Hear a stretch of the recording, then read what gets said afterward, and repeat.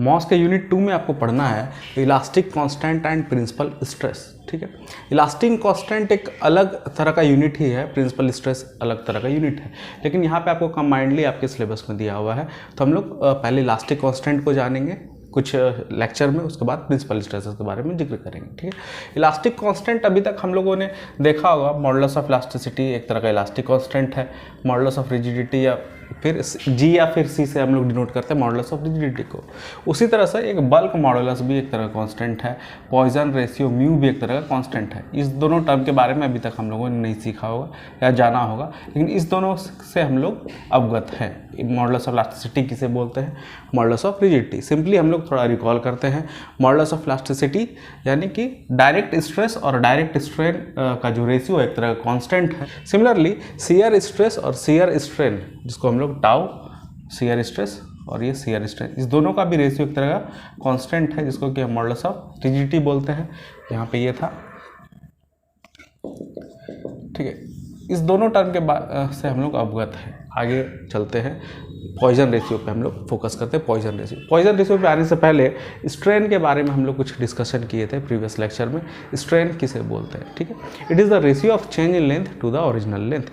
जब भी किसी बॉडी में हम लोग लोड अप्लाइड करते हैं तो वो लोड जिस डायरेक्शन में लग रहा है उस डायरेक्शन के डायमेंशन को, सपोज करिए 3 डायमेंशनल कोई बॉडी अगर कंसिडर करते हैं इस तरह से,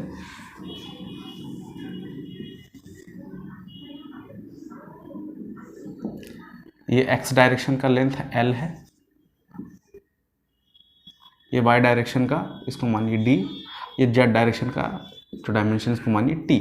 ठीक है, L, d और t, इस पे लोड अप्लाइड हो रहा है along द डायरेक्शन L, यानी कि x डायरेक्शन में लोड अप्लाइड हो रहा है। जब भी कोई लोड अप्लाइड होता है इस तरह से 3 डायमेंशनल बॉडी है, तो ये लोड क्या चाहता है, जिस डायरेक्शन में लोड अप्लाइड हो रहा है उस डायरेक्शन के डायमेंशन को इंक्रीज कर देना, अगर टेंसाइल लोड अप्लाइड हो रहा है तो। लेकिन सेम टाइम में इसके जस्ट जो परपेंडिकुलर डायरेक्शन का जो डायमेंशन है, जैसे कि d और t, सेम टाइम में इस दोनों को डिक्रीज करना भी चाह रहा है। ठीक है, यहाँ पे देखिए लेंथ को इंक्रीज करना चाह रहा है, लेकिन डेप्थ और थिकनेस को क्या करना चाह रहा है, डिक्रीज करना चाह रहा था। हम लोग एग्जांपल से सीखे थे, जैसे रबड़ को आप लोग खींचते हैं तो रबड़ का लेंथ जो है खींचने के क्रम में वो इंक्रीज होता है, लेकिन डेप्थ और थिकनेस सेम टाइम में क्या होता है, डिक्रीज होता है। आप लोग इसको प्रैक्टिकली करके देखें, आप अनुभव करेंगे कि लेंथ इंक्रीज हो रहा है, लेकिन सेम टाइम में हम लोग लोड जो लगा रहे हैं, लेंथ के अलॉन्ग लगा रहे हैं टेंसाइल लोड, तो लेंथ इंक्रीज हो रहा है, लेकिन सेम टाइम में उसका जो लेटरल डायमेंशन है, ये लॉन्गिट्यूडनल डायमेंशन है,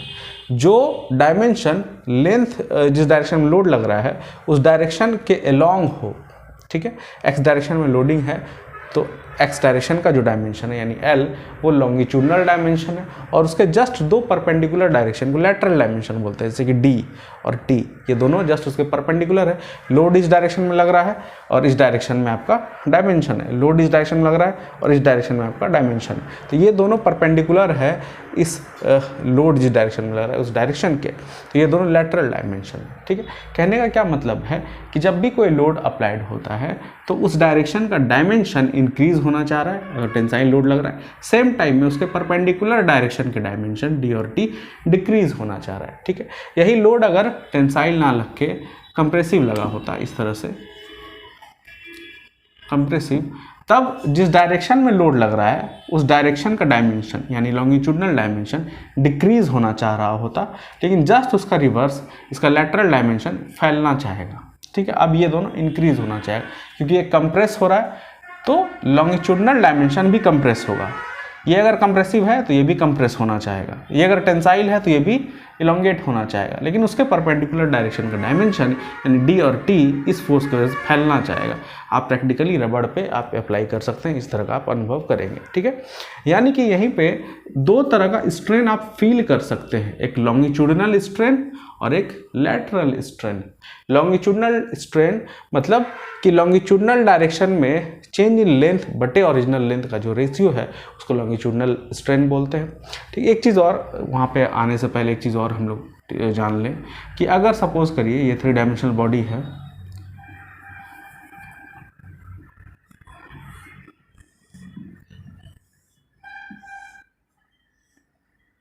ठीक है, लोड जो अप्लाइड हो रहा होता, सपोज करिए L है, ये डेप्थ डी है, ये थिकनेस टी है।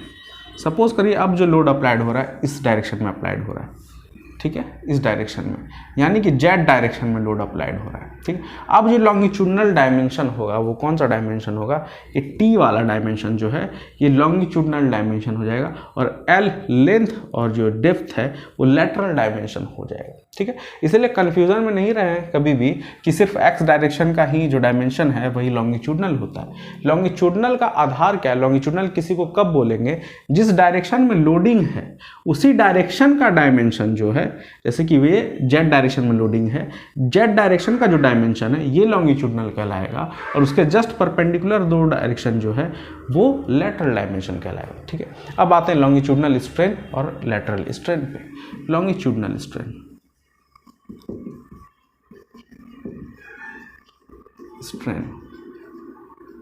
जैसे लॉन्गिट्यूडनल डायमेंशन से आप अवगत हो गए उसी तरह लॉन्गिट्यूडनल स्ट्रेन भी, it is the ratio of change in length in the direction of load applied to the original length, original longitudinal length.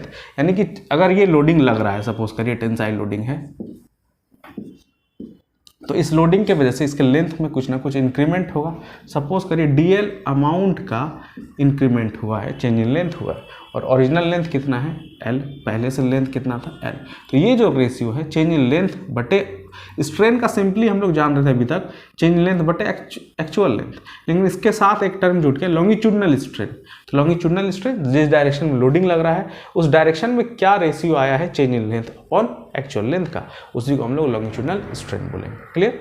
अब आते हैं लेटरल स्ट्रेन। लेटरल स्ट्रेन मतलब कि इसके जो परपेंडिकुलर डायरेक्शन, दो डायरेक्शन है परपेंडिकुलर, एक वाई और एक जेड, यानी कि एक डेप्थ है और एक थिकनेस है। इस जो टेंसाइल लोड अप्लाइड हो रहा है एक डायरेक्शन में, इसके वजह से डेप्थ भी कुछ ना कुछ अमाउंट का घटा होगा, यानी कि डेप्थ में कुछ ना कुछ, जैसे कि रबड़ का एग्जांपल लिए थे, डेप्थ कुछ ना कुछ अमाउंट का डिक्रीज हुआ होगा, और थिकनेस में भी कुछ ना कुछ अमाउंट का डिक्रीज हुआ होगा, ठीक है। तो वो जो छोटा सा अमाउंट डिक्रीज हुआ है टू द प्रीवियस जितना भी इसका थिकनेस था या डेप्थ था, उस दोनों के रेशियो को हम लोग क्या बोलेंगे, लेटरल स्ट्रेन। आइए लेटरल स्ट्रेन, लेटरल स्ट्रेन। अब देखिए लेटरल स्ट्रेन दो डायरेक्शन में हो रहा है, एक वाई डायरेक्शन में भी और एक जेड डायरेक्शन में भी। वाई डायरेक्शन वाले लेटरल स्ट्रेन को पहले हम लोग देखते हैं, ठीक है। स्ट्रेन को जैसे सूचित करते हैं हम लोग ई से, तो जो एक्स डायरेक्शन में लेटरल स्ट्रेन हो रहा है सपोज करिए इसको ई एक्स से सूचित किए। वाई डायरेक्शन में जो लेटरल स्ट्रेन हो रहा है सपोज करिए उसको ई वाई से सूचित किए। वाई डायरेक्शन में कौन सा डायमेंशन है, डी यानी डेप्थ। जब इस तरह से टेंसाइल लोड लग रहा होगा, लेंथ इंक्रीज हो रहा होगा, डेप्थ क्या हो रहा होगा, डिक्रीज हो रहा होगा, माना कि स्मॉल अमाउंट ऑफ डिक्रीज हुआ है डी डी, ठीक है।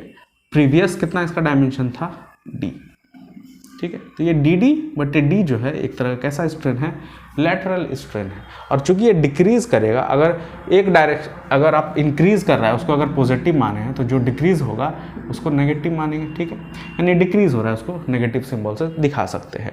अब देखिए लेटरल स्ट्रेन एक और डायरेक्शन में हो रहा है, जेड डायरेक्शन में। लेटरल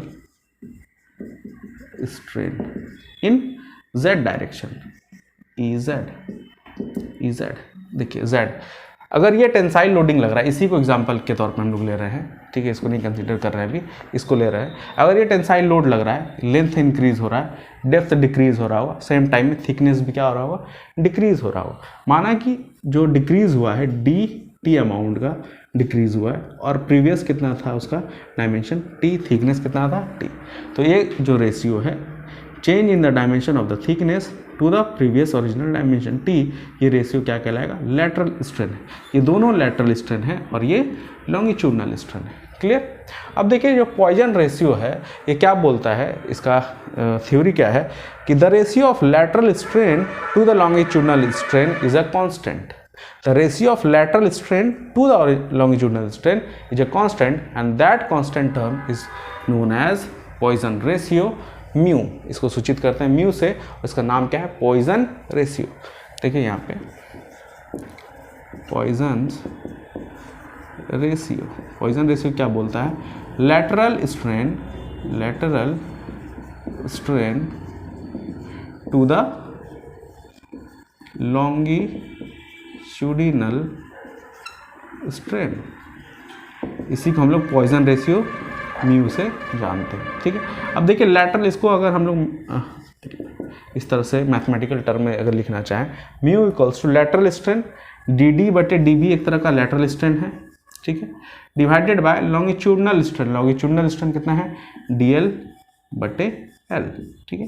किसी एक लैटरल स्ट्रेन को ही हम लोग पकड़ेंगे, दोनों डायरेक्शन में है, लेकिन इस दोनों रेशियो, ये कांस्टेंट है, ठीक है, इसका वैल्यू, या फिर आप डी टी बटे T divided by D L बटे एल, ठीक है, ये भी वही वैल्यू आएगा जो ये वैल्यू देगा। इस दोनों का कोई हम लोग न्यूमेरिकल करके देखेंगे तो इस दोनों के थ्रू जो वैल्यू कांस्टेंट का आएगा और इस दोनों के थ्रू जो कांस्टेंट का वैल्यू आएगा, दोनों क्या होगा, सेम होगा, कांस्टेंट होगा। उस कांस्टेंट का ही नाम क्या है, पॉइजन रेशियो, ठीक है। Lateral strain to the longitudinal strain, simply lateral strain को हम लोग नेगेटिव साइन के साथ लिखते हैं इस तरह से, क्योंकि ये घट रहा है अगर टेंसाइल लोड लग रहा है तो, अगर कंप्रेसिव लगेगा तो जस्ट उल्टा हो जाएगा। अभी इस एग्जाम्पल, पर्टिकुलर इस एग्जाम्पल को लेके चल रहे हैं, इसलिए हमेशा रट नहीं लीजिएगा, इस साइन को भी छोड़ ही देते हैं। ये डिपेंड करेगा कि किस तरह का लोडिंग अप्लाइड हो रहा है, उस हिसाब से आप माइनस किसको लगाना है, प्लस किसको लगाना है, हम लोग उसको विजुलाइज कर लेंगे जब भी एग्जाम्पल बनाएंगे, ठीक है। अभी सिंपली समझिए, Poisson ratio, it is the ratio of lateral strain to the longitudinal strain. Mathematically we can write as D D upon D to the ratio of D L बटे एल, ठीक है। ये दोनों का रेशियो ही क्या कहलाता है, पॉइजन रेशियो, ठीक है। अब देखिए एक और इससे डेरिवेशन निकल के आता है कि Poisson ratio equals to lateral strain to the longitudinal strain, then lateral strain can be written as mu into longitudinal strain. Lateral strain equals to mu into longitudinal strain। जहाँ भी lateral strain आपको लिखना है उसके जगह mu into longitudinal strain लिख सकते हैं, यानी कि डी डी बटे डी को आप म्यू इंटू डी एल बटे एल लिख सकते हैं, या फिर डी टी बटे टी को आप म्यू इंटू डी एल बटे एल लिख सकते हैं, ठीक है। इस लैटरल स्ट्रेन को डी एल बटे एल के टर्म लिखना हो तो सिंपली म्यू से मल्टीप्लाई कर दीजिए, और इस डी टी बटे टी, इस लैटरल स्ट्रेन को भी डी एल के टर्म लिखना हो तो इसको भी म्यू से मल्टीप्लाई कर दीजिए, माइनस साइन के साथ होगा, क्योंकि ये इस एग्जाम्पल में वो डिक्रीज हो रहा है लैटरल स्ट्रेन, ये भी माइनस साइन के साथ, ये भी, इस पर्टिकुलर एग्जाम्पल का बात कर रहे हैं, ठीक है। अब आइए, ये हम लोग longitudinal strain, lateral strain, Poisson ratio के बारे में जानिए। अब एक और टर्म है volumetric constant, volumetric strain, volumetric strain, constant नहीं, वॉल्यूमेट्रिक स्ट्रेन, जिसको ईवी से सूचित करते हैं, ठीक है। अगर 3 डायमेंशनल बॉडी में for the example uniaxial loading लग रहा है, सिर्फ एक डायरेक्शन में इस तरह से लोडिंग लग रहा है, बहुत डायरेक्शन में लोडिंग लग सकता है एक साथ, हो सकता है इस डायरेक्शन में भी लोडिंग लगे, इस डायरेक्शन में भी लोडिंग लगे, इस डायरेक्शन में भी लोडिंग लगे, अलग अलग डायरेक्शन में सेम टाइम पे लोडिंग लग सकता है, या फिर हो सकता है सिर्फ 2 डायरेक्शन में लोडिंग लगे, या फिर हो सकता है किसी एक ही डायरेक्शन में लोडिंग लगे। अभी सिंपलेस्ट एग्जांपल लिए हैं a 3 dimensional body which is subjected to a uniaxial loading, तब वॉल्यूमेट्रिक स्ट्रेन को हम लोग समझ रहे हैं, ठीक है। तो इसके वजह से, इस लोडिंग के वजह से, जैसे कि लेंथ में कुछ ना कुछ चेंजेस आ रहा है, इसके डायमेंशन में चेंजेस आ रहा है, लेंथ इंक्रीज हो रहा है, डायमेंशन, इसका डेप्थ और थिकनेस डिक्रीज हो रहा है, तो ओवरऑल इसका वॉल्यूम में भी कुछ ना कुछ चेंजेस आ रहा होगा, ठीक है। पहले जो इसका वॉल्यूम था, सपोज करिए L into T into D, अब ये वॉल्यूम नहीं रहा होगा, लोड लगने के बाद कुछ ना कुछ इसमें चेंजेस आया होगा, वॉल्यूम में भी थोड़ा बहुत चेंजेस आया होगा, ठीक है। तो वो अमाउंट का चेंजेस टू द प्रीवियस कितना इसका वॉल्यूम था, उस दोनों का रेशियो ही क्या कहलाता है, वॉल्यूमेट्रिक स्ट्रेन, ठीक है। चेंज इन वॉल्यूम, लैंग्वेज में लिख लें, change in volume to the previous या फिर original volume is termed as volumetric strain, सूचित करते हैं ई सफिक्स वी से, ईवी, ठीक है।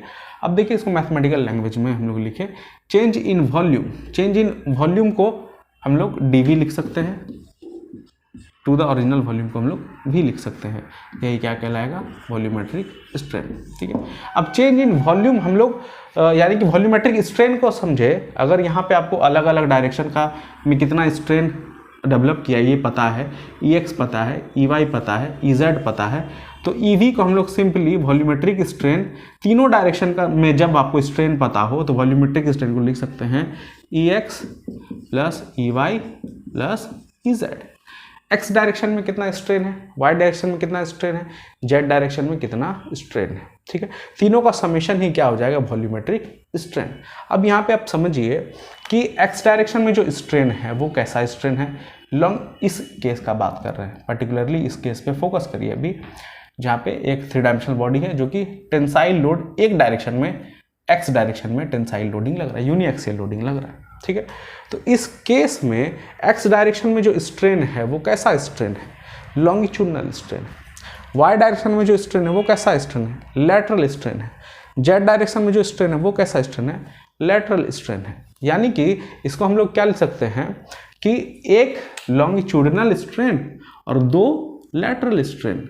इसको लैंग्वेज में अगर लिखें longitudinal strain plus lateral strain plus lateral strain, इसको ऐसे लैंग्वेज में लिख सकते हैं, ठीक है। आइए, EV equals to longitudinal strain DL बटे L, लैटरल स्ट्रेन DD बटे D, ये भी लैटरल स्ट्रेन DT बटे T, ठीक है। अब देखिए यहाँ पे साइन इसका माइनस माइनस, इस केस का अगर बात करें तो यहाँ पे भी माइनस और ये भी माइनस होगा, क्लियरली। इसको आप और फर्दर रीअरेंज कर सकते हैं। DD बटे D को हम लोग क्या लिख सकते हैं, अगर म्यू के टर्म में पूरा टर्म को सिर्फ म्यू के और DL बटे L के टर्म में लिखना हो तो DL यहाँ पे DL बटे L है, इसको भी DL बटे L के टर्म में लिख सकते हैं और इसको भी DL बटे L के टर्म में लिख सकते हैं, क्योंकि ये भी क्या है, लैटरल स्ट्रेन है और ये भी क्या है, लैटरल स्ट्रेन है। लैटरल और ये क्या है, लॉन्गिट्यूडनल स्ट्रेन है। तो लैटरल और लॉन्गिट्यूडनल स्ट्रेन के बीच में एक रिलेशन है कि लैटरल स्ट्रेन को हम लोग म्यू से सिर्फ मल्टीप्लाई कर दें और लॉन्गिट्यूडनल स्ट्रेन को रहने दें। तो यानी कि DD बटे D को भी DL बटे L के टर्म में लिख सकते हैं, DT बटे T को भी DL बटे L के टर्म में लिख सकते हैं, बस म्यू से मल्टीप्लाई करना है माइनस साइन के साथ। यानी कि ये DL बटे L को रहने दे और इस DD बटे D को क्या लिख सकते हैं, म्यू इंटू DL बटे L। इस DT बटे T को भी क्या लिख सकते हैं, म्यू इंटू DL बटे L। अब देखिए पूरे टर्म में DL बटे L कॉमन है, ठीक है। DL बटे L को हम लोग कॉमन ले लिए, बचा क्या, यहाँ पे 1 बचा, यहाँ पे म्यू बचा और यहाँ पे भी म्यू बचा। इसको फर्दर रीअरेंज करें, DL बटे L equals to 1 minus 2 mu. ये एक इक्वेशन आता है DV बटे V का। DV बटे V मतलब क्या, वॉल्यूमेट्रिक स्ट्रेन, यानी कि EV बोलिए या फिर DV बटे V बोलिए। DV बटे V वॉल्यूमेट्रिक स्ट्रेन का एक फॉर्मूला आया, एक इक्वेशन आया, DL बटे L इंटू 1 माइनस 2 म्यू, ठीक है। जब DL बटे क्या है, DL बटे L क्या है, लॉन्गिट्यूडनल स्ट्रेन है। इसको लैंग्वेज में भी लिख सकते हैं DV बटे V equals to longitudinal strain into 1 minus 2 mu, ठीक है, 1 माइनस 2 म्यू।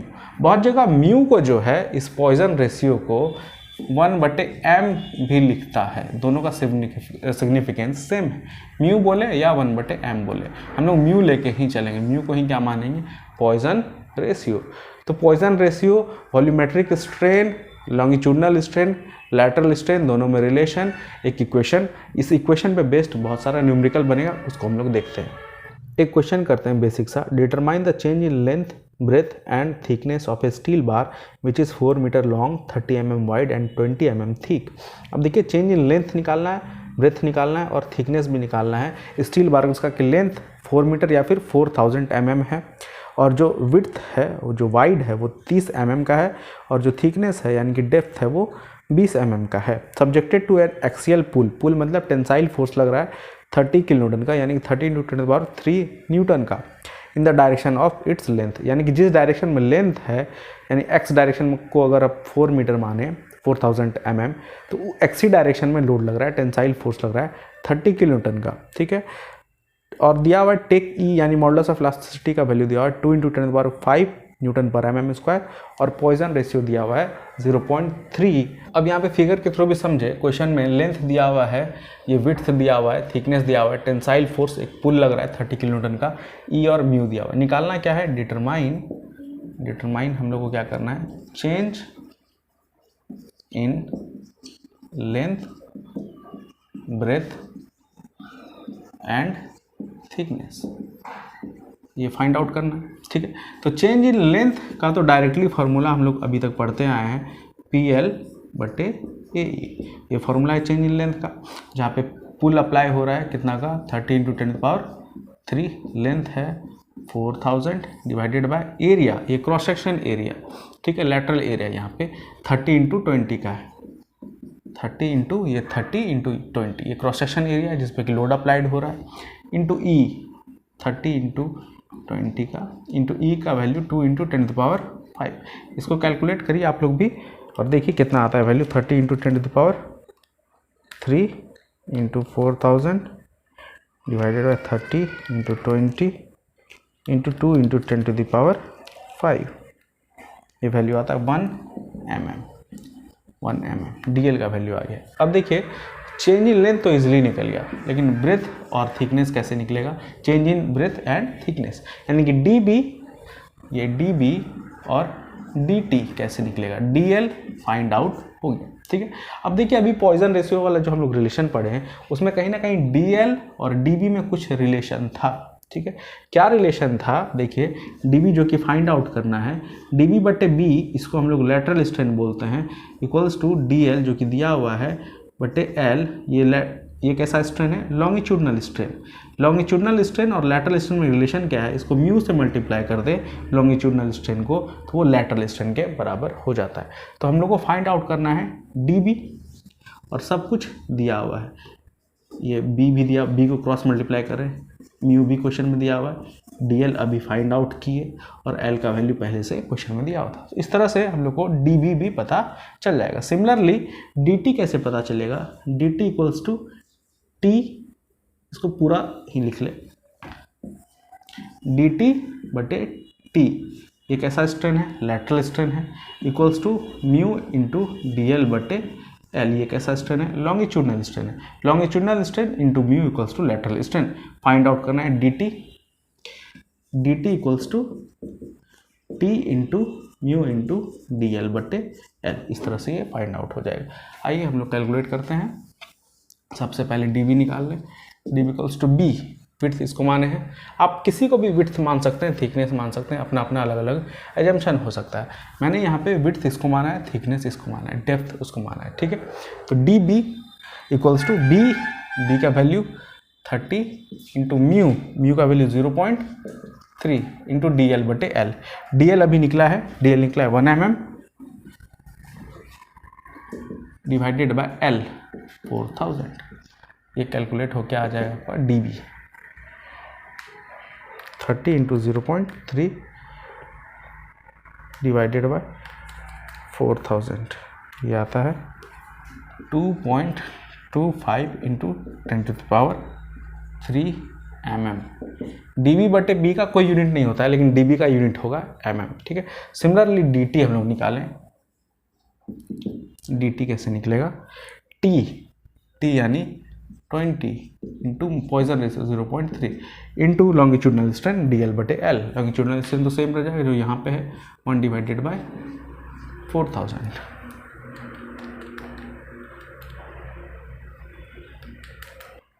ये वैल्यू आता है 1.5 इंटू 10⁻³ mm, ये निकल गया आपका जो इस क्वेश्चन में था। ठीक है, मान लीजिए इसी क्वेश्चन में आपको पूछा जाता है, एक और टर्म ऐड कर दिया जाता, find out volumetric strain, determine volumetric strain and final volume, ये निकालने आपको पूछा था और ऐड कर देता।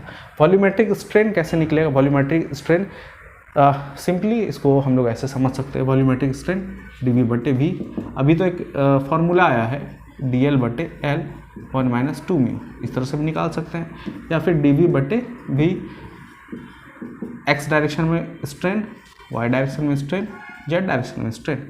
x डायरेक्शन में स्ट्रेन क्या आया है, DL/L, वाई डायरेक्शन में strain minus mu D L बटे एल, या सिंपली आप माइनस साइन के साथ लिखे डी वी बटे बी, माइनस साइन के साथ लिखे डी टी बटे टी। ठीक है, इसी सब को कंक्लूड करके फाइनल एक फॉर्मूला डिराइव हो गया आया था, सिंप्लीफाई हो गया आया था, डी एल बटे एल इंटू 1 माइनस 2 म्यू। इसी के थ्रू हम लोग चलते हैं, लेकिन आया कैसे था, इस प्रोसेस से आया था। ठीक है, तो डी एल बटे एल अभी हम लोग फाइंड आउट किए हैं 1 डिवाइडेड बाय 4000, ये डी एल बटे एल है। 1 माइनस 2 इंटू म्यू का वैल्यू 0.3, बहुत सिंपल हो गया ये। ठीक है, फॉर्मूला डिरिवेशन से। तो ये वॉल्यूमेट्रिक स्ट्रेन डीवी बटे भी, या फिर वॉल्यूमेट्रिक स्ट्रेन को ईवी से भी सूचित करते हैं, ये फाइंड आउट हो जाएगा।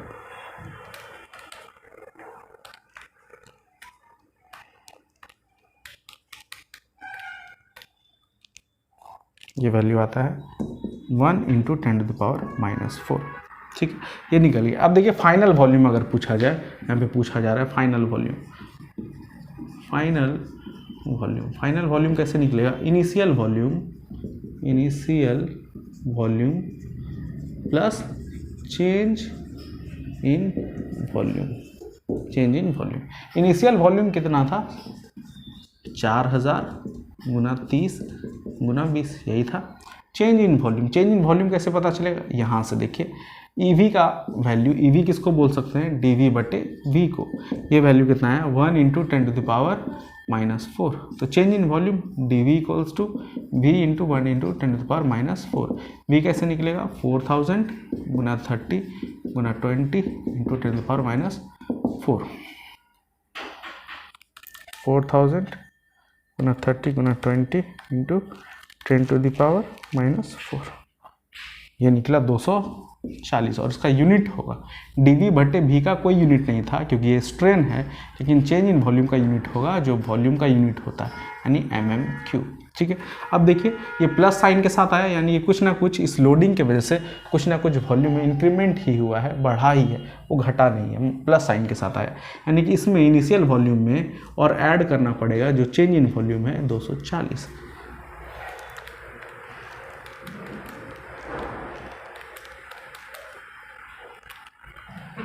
ठीक है, ये फाइनली आता है फाइनल वॉल्यूम 240024 mm3। ठीक है, इस तरह से इस टाइप का भी क्वेश्चन हम लोग इजीली सॉल्व कर सकते हैं।